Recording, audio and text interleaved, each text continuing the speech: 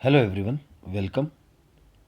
इस वीडियो के माध्यम से एक्यूरेसी को लेकर जो मिथ फैले हुए हैं, बार बार आपके सामने वही बेचा जा रहा है। बार बार आपको यूट्यूब पर, सोशल मीडिया पर, इंस्टाग्राम पर, फेसबुक के वीडियोस पर वही दिखा रहे हैं।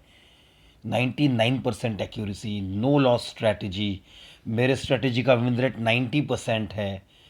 और आप भी ये सब देखकर आपका भी माइंड आपको ये बोलने लगता है कि एक्यूरेसी ही सबसे इम्पोर्टेंट फैक्टर है एक कंसिस्टेंट प्रॉफिटेबल ट्रेडर के जर्नी में।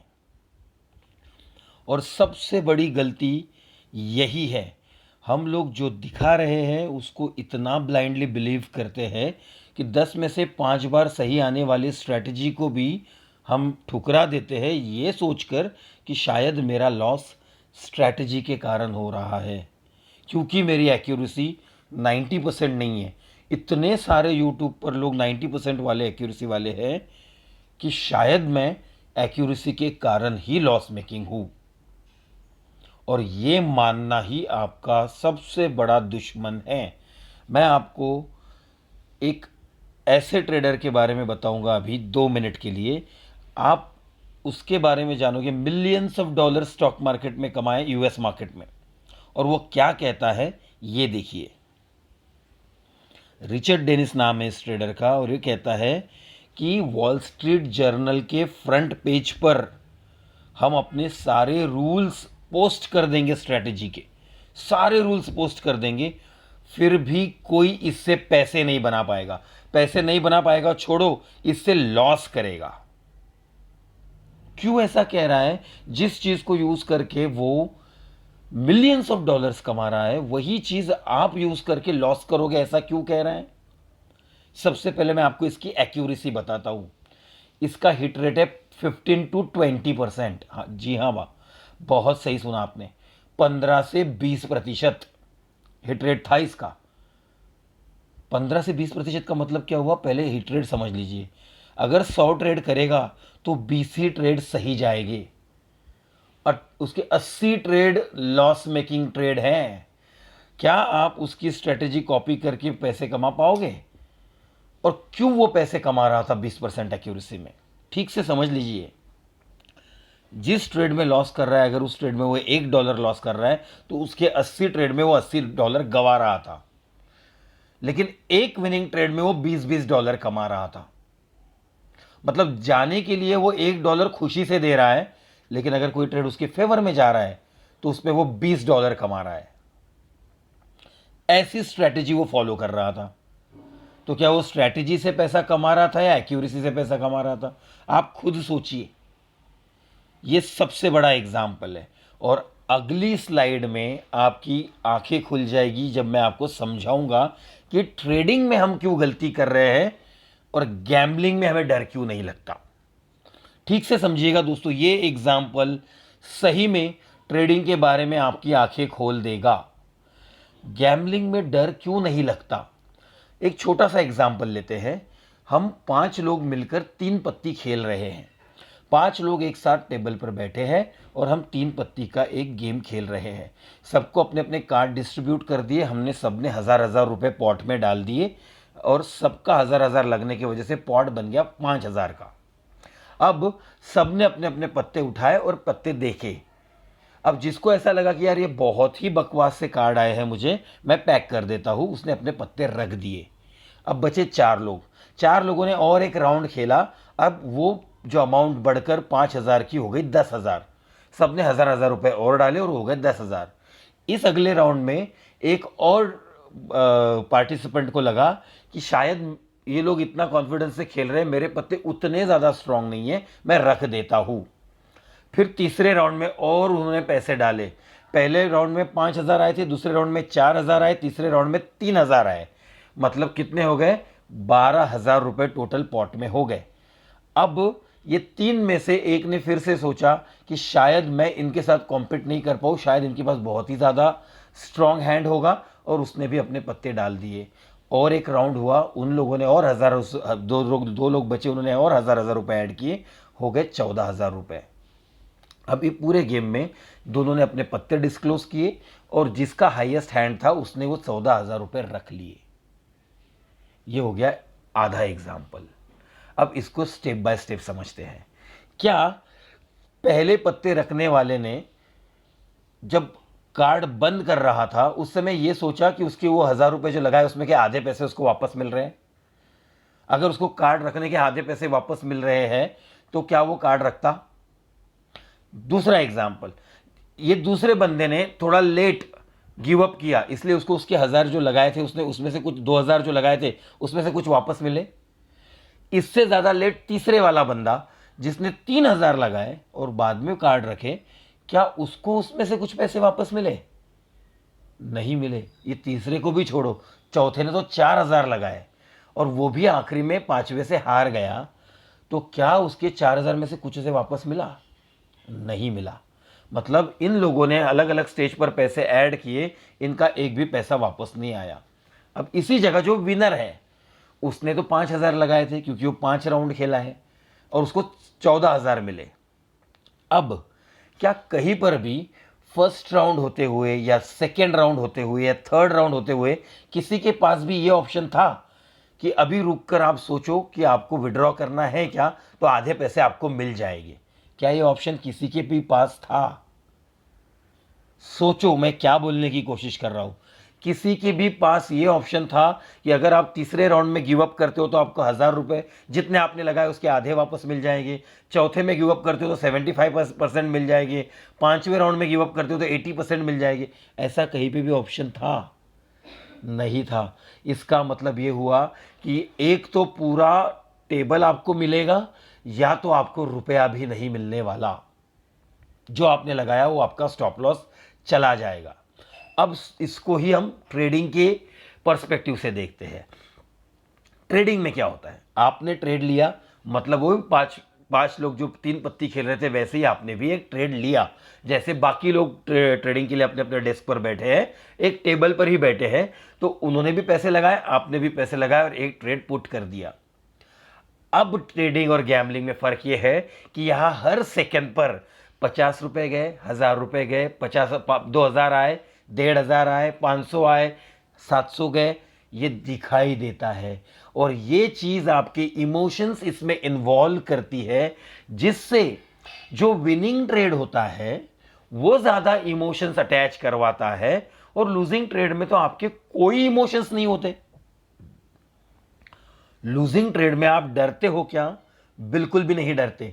लूजिंग ट्रेड में बल्कि आप यह विचार करते हो कि ये मेरे रेट पर वापस आएगा तो मैं इसे एग्जिट कर दूंगा।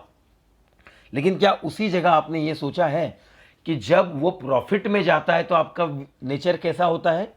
जब वो प्रॉफिट की ओर जाता और रहता है तो 1,000 रुपए देखने पर आपको थोड़ा डर लगता है, 2,000 देखने पर डर थोड़ा और ज्यादा होता है, और जैसे ही वो 2,000 से वापस 1,500 और 1,000 की ओर आता है आपका डर इतना पक्का हो जाता है कि आप बोलते हो ये 1,500 लेना बहुत सही है, नहीं तो मुझे हार्ट अटैक आ जाएगा, और आप उसको एग्जिट कर देते हो।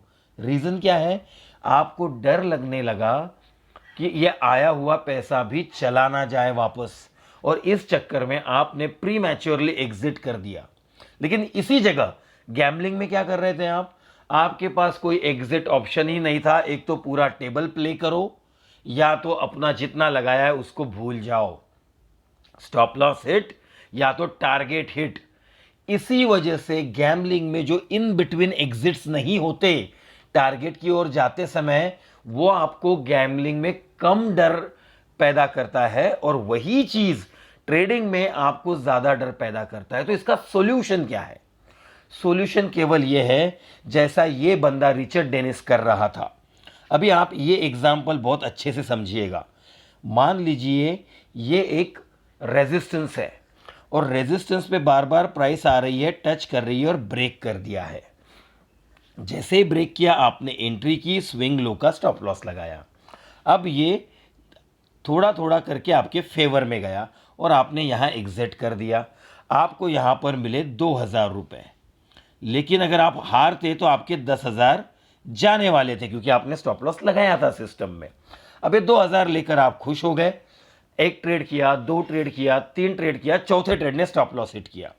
तो 3 ट्रेड में जो 6,000 कमाए थे, चौथे ट्रेड में 6,000 तो लेकर ही गए, 4,000 एक्स्ट्रा पॉकेट से लेकर गए।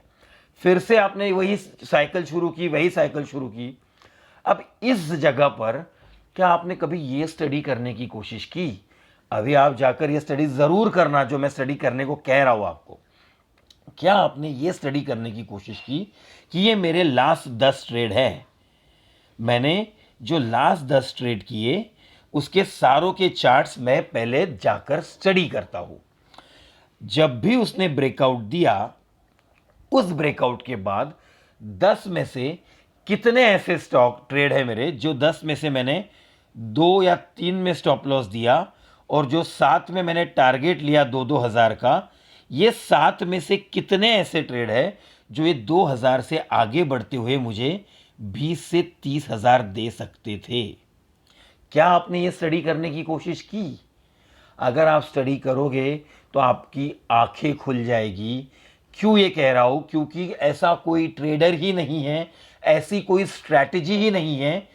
अगर आप कोई एक स्ट्रैटेजी पूरे ईमानदारी से सिर्फ उसी बेसिस पर ट्रेड लेते हो, ध्यान से समझना, केवल एक सिस्टम पे ट्रेड लेते हो, मल्टीपल सिस्टम्स नहीं, ब्रेकआउट हुआ, ट्रायंगल आया, हेड एंड शोल्डर आया, ऐसे नहीं, सपोर्ट रेजिस्टेंस ट्रेंड लाइन सब कर रहे हो, ऐसे नहीं, कोई एक सिस्टम को बार बार लगातार फॉलो कर रहे हो। स्ट्रैटेजी होनी जरूरी है क्या? हाँ, एक स्ट्रैटेजी होनी जरूरी है, बट आप जो ये मल्टीपल बैंड बजा रहे हो वो बिल्कुल भी एक्सेप्टेबल नहीं है। यहां पर अगर आप आपके जाकर ये 7 ट्रेड को स्टडी करोगे, अब ये 3 ट्रेड को स्टडी करने को क्यों नहीं कह रहा हूं मैं? क्योंकि इसने तो आपके 10,000 ले लिए ना, स्टॉप लॉस तो आपने ईमानदारी से दिया ना, उसमें कोई भी मैनिपुलेशन नहीं किया। क्या वो 3,000 माइनस आया तब आपने एग्जिट किया? नहीं किया। जब वो 4,000 हुआ तब एग्जिट किया? आप पूरा 10,000 तक होल्ड कर रहे थे ना, तो क्या आपने 30,000 तक होल्ड किया किसी विनर को? अब जाकर देखिए, आपके पिछले 10-20 ट्रेड जितने भी स्टडी कर सकते हो, जाकर देखिए कि वो 10 ट्रेड में से जो 7 ट्रेड आपके विनर है, जिसमें आपने 2-2 हजार चुराए हैं। मैं चुराए वर्ड क्यों यूज कर रहा हूं? आपने कमाए थोड़ी है, ये कमाते तब जब आप इस 7 में से 2 या 3 में, केवल 2 या 3 में 30-30 हजार कमा लेते हैं। 2 या 3 में केवल, अगर 3 में कमाते तो कमाल ही हो जाता। 3 में अगर कमाते तो कमाल ही हो जाता। आपको यह समझना जरूरी है कि अगर आप इस 10 ट्रेड में से 3 ट्रेड में 30-30 हजार कमाते तो कितने आते, और 7 ट्रेड में 10-10 हजार देते तो कितने जाते? 10 के देते ईच तो कितने जाते? ऐसा क्यों किया मैंने ये सोचा कि जो 7 विनर आपने 2-2 हजार बुक किए, शायद उसमें से 3 ऐसे होंगे जो आपके 30,000 1:3 टारगेट पर पहुंचे होंगे।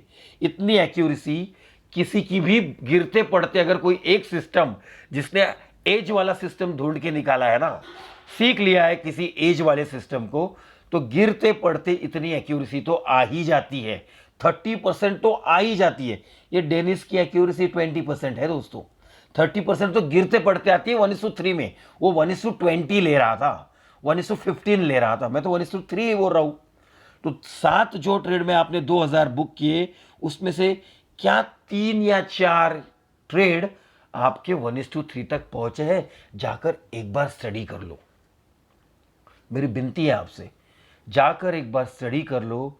अगर आपको चौंकाने वाले रिजल्ट नहीं मिले तो आप कोई और स्ट्रैटेजी को 90% वाले को ब्लाइंडली फॉलो करना शुरू कर दो, फिर मैं कभी ऐसा वीडियो ही नहीं बनाऊंगा।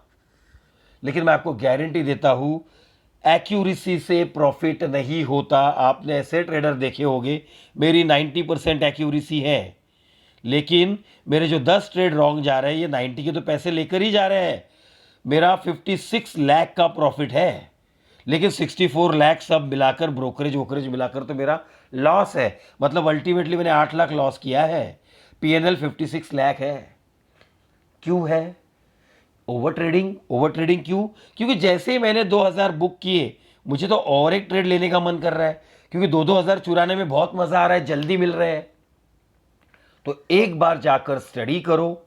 एक सिस्टम, केवल एक स्ट्रैटेजी की जरूरत होती है जिसकी एक्यूरेसी 50% का आपका बैक टेस्टिंग का रिजल्ट हो।